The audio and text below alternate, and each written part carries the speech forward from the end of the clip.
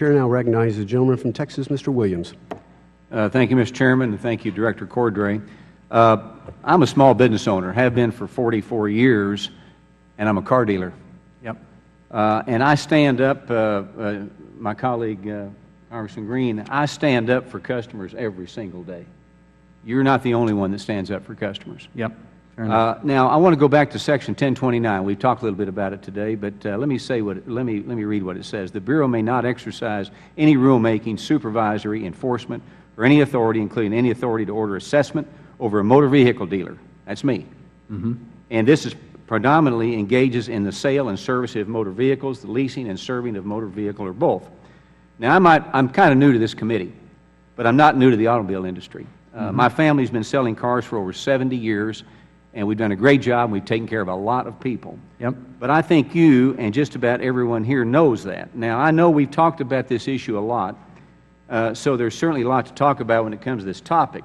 We can talk about the flawed data we've talked about today used to claim desperate impact, or the fact that we've established the auto dealers are exempt. They are exempt from the CFPB supervision, or the way in which you released your auto finance guidance in 2013, or even how your agency has paid out claims to discriminated customers with little oversight. But I wanted to take this time today instead to educate you a little bit on what it means to be in the retail industry, what it means to be a small business owner in America today, what it means to be an auto dealer, and quite frankly, what it means to be a small business owner on Main Street America. My family business employs about 150 people. Just like any retail business in America, the cost of owning a business is not cheap. We have to worry about paying our employees, our utility bills, our credit, our debt, and making sure we have plenty of inventory for our customers to choose from. Now, if I sold every car at your price, at the wholesale price, which is what I think the Bureau would like me to sell it at, I'd be out of business in no time.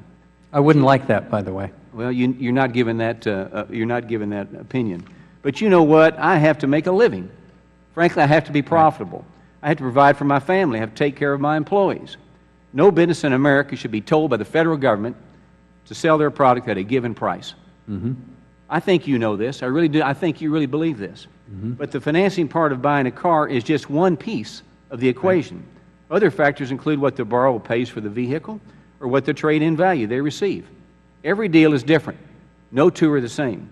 But because of the jurisdiction of the CFPB, you have focused on this, on the financing aspect of purchasing a car, and I think it's obvious why. I think what your agency is trying to get at is forcing auto lenders to offer a flat fee to dealers.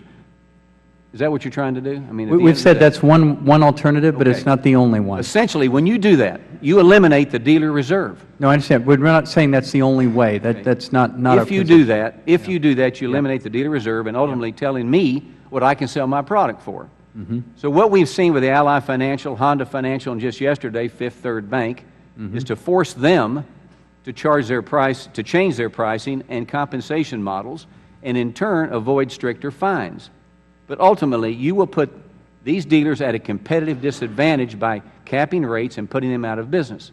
In fact, some lenders have even told me personally that they are discounting or discontinuing indirect auto lending because of the CFPB's campaign and increased compliance risks. They're scared to death.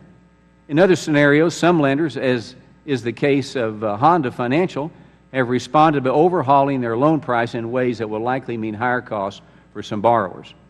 So, Director Cordray, who does this hurt? If you think about it, it hurts the consumer. The very people you're trying to protect, you're turning back and hurting them. So real quickly, yes or no, we've covered a lot of questions. Are you really trying to eliminate dealer reserve? So when we first came to this problem, and we've said that's one alternative, but it's not the only one as we've come to understand the problem better. So to say that we're simply trying to eliminate dealer reserve, that would be no, that would not be accurate. Okay. That is one alternative, but limiting it would be an alternative. All right. Do you have an idea what to replace it with the dealers? So what I would say is this. Well, if you set up a lending program where you're going to allow people to mark up rates and be financially incentivized to do so, and the consumer is none the wiser, we believe creates great risks of discrimination. All right? We want to try to minimize that and eliminate it as much as possible. Having said that, if if the pre-existing regime allowed for a certain amount of discrimination, where some borrowers were charged more than others, and you eliminate that, some of the others may now be charged a little more. They were subsidizing discrimination previously. Do you talk to dealers like me on how to have a better idea? Nobody's talked to me. We were very careful about not going out and doing a lot of talking to dealers because we want to respect the line that Congress drew. Again, it's not a very logical line, but that's the line the time of the gentleman has expired. The chair